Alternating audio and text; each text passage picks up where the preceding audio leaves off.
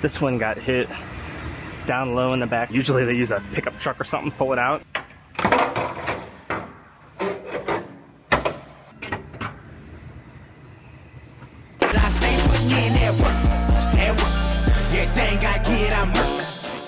By the way I walk, I ain't just talking about it. I stay putting in that work.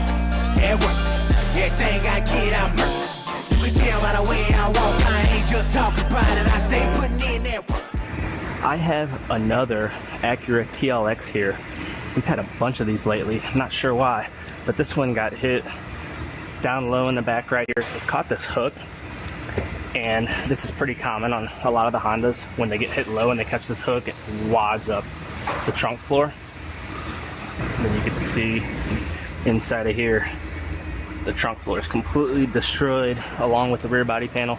So this one is going to get a new back panel as well as a new trunk floor.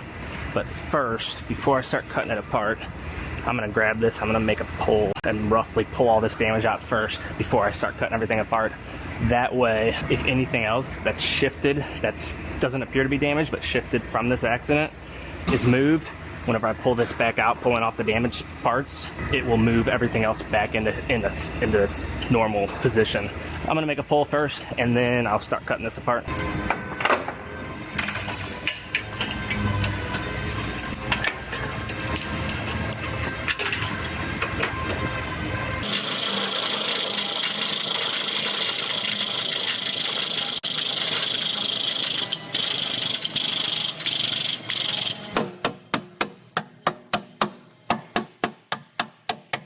Now you can see how most of that pulled out, and if you look inside of here, you might think that doesn't look that bad, just put a bumper on it and call it done. There's a lot of backyard rednecks that would do that. They buy these kind of cars from the auctions, they do exactly what I just did, but usually they use a pickup truck or something to pull it out, and then they just stick a bumper on it and call it done.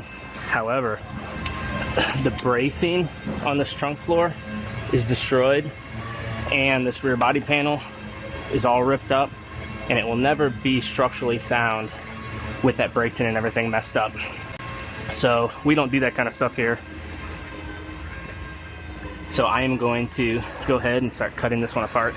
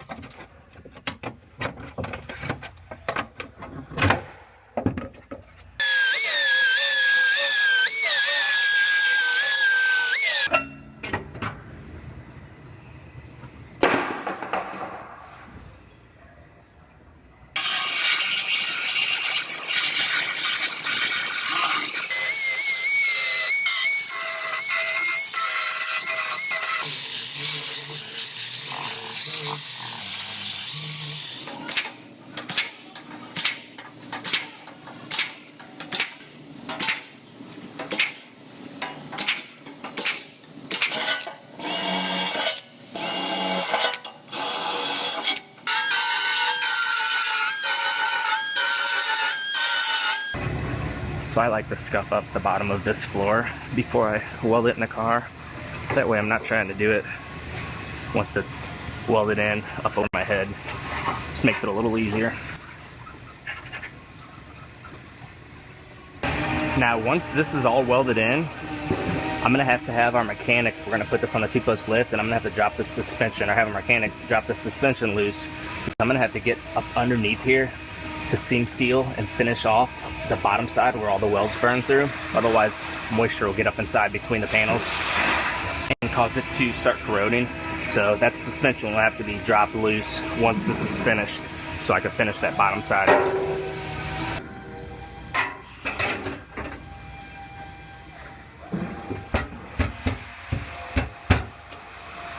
All right, I got this floor all fit up.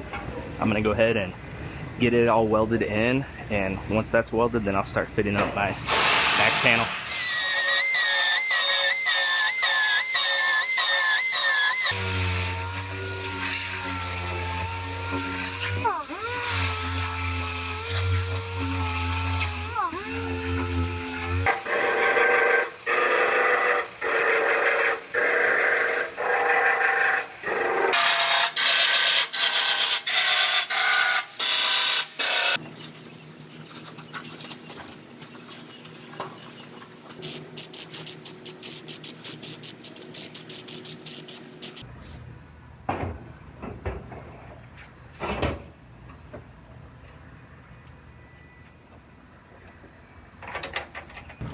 Well, I have this back panel all fit up. Everything's looking good. I want to fit my weather strip for the trunk lid, both taillights, and then I want to make sure it latches and seals correctly. First, the bottom edge of this trunk lid is getting repaired. It's rolled right across here. So I'm going to go ahead and hammer that out and get the metal straightened out first.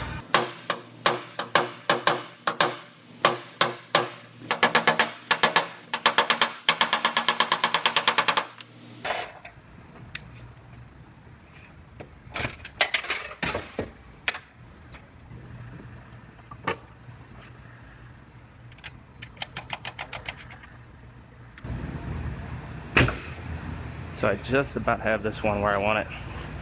Trunk lid latches and seals good. Taillights line up good. So I am going to go ahead and pull those taillights back out, and I will get this back panel welded on and finished up.